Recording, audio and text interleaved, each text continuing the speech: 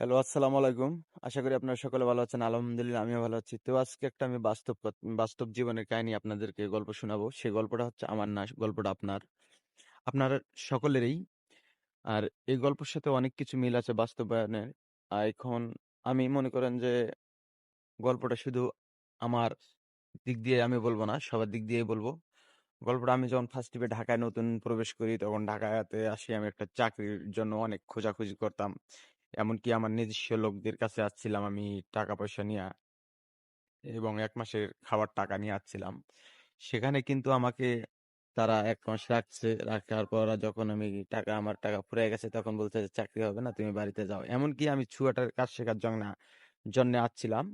এতটা আমি মানে আগ্রহীত ছিল আমার ছুয়াটারের কাজ শেখার জন্য। ২০০৪ সালের ঘটনা।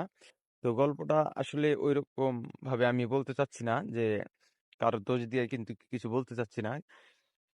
এরকম আমার মতো অনেক লোকই কিন্তু এই সমস্যার মুখীগুলো পড়ছে। আর দ্বিতীয় কথা আমি যে ওই ঢাকা শহর থেকে যখন ওখান থেকে যখন আমি আমার কাজের ব্যবস্থা আমি নিজে থেকে করে নিছি। সেটা হচ্ছে আমি ফার্স্ট ট্রিপে যখন ঢাকা শহর ওই রাজমিস্ত্রির কাজটা করি, তখন অনেক কষ্ট করছি। মনে করেন যে বালুর বালু টানা কাজ করছিলাম, সিমেন্ট বস্তা টানা কাজ করছিলাম। এই সমস্ত কাজ করার পরে আমি যখন একটা গার্মেন্টস মানে চুয়াটারে এক পিএম এর সাথে আমার পরিচিত হয়, সেখানে আমি চাকরি জয়েন করি। হওয়ার পর সেখানে ৬ মাস করার পরে ওই ফ্যাক্টরিতে আন্দোলন হয়। ওখান থেকে আমি যখন ফুলবাড়িতে সাভার ফুলবাড়ী আইসা ওখানে স্থান নেই। ওখানে আমার গার্মেন্টস চাকরি হয় না। তো তখন আমি একটা মেসে উঠলাম। মেসে ওঠার পর মেসের যে লোকজন আছে তাদের সাথে সবার সাথে কথাবার্তা বইলা আমি একটা চাকরির ব্যবস্থা করি। এমনকি ওখানে যে নেতা আছে নেতার আন্ডারে নেতাদেরকে ধরি আমার চাকরিটা হয়। সেখানে চাকরিটা হয়ে গেছে। কিন্তু এই নেতা না হলে আমার ওই চাকরিটা হতো না।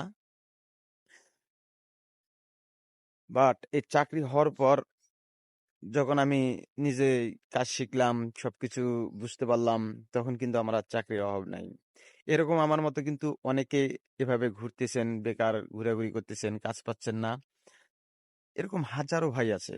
কারণ কাছের কাছে যারা থাকে এবং আপনজন থাকে তারা কিন্তু চায় না যে এক ভাই আসি এখানে চাকরি করুক, আমার গ্রামের ভাই আসি চাকরি করুক, আমি চাকরি ব্যবস্থা করে দেই, উনি ভালোভাবে থাকতে পারবে, চলতে পারবে। কিন্তু বাট আমি ওই ভাইদের উদ্দেশ্য করেই আজকের ভিডিওটা করলাম। তো যদি এরকম ভাইয়েরা থাকেন অবশ্যই আপনাদের যদি কোনো ভাই ব্রাদার এরকম সমস্যায় পড়ে থাকেন আমি তাদেরকে দেখতে চাই। তারা অবশ্যই আমাদের কমেন্ট বক্সে এসে একটু কমেন্ট করে জানাবেন এবং শেয়ার করা ভিডিওটা আরো আত্মীয়স্বজন ভাই ব্রাদারকে সবাইকে দেখার সুযোগ করে দেবেন। সবাই ভালো থাকবেন। আসসালামু আলাইকুম। ধন্যবাদ।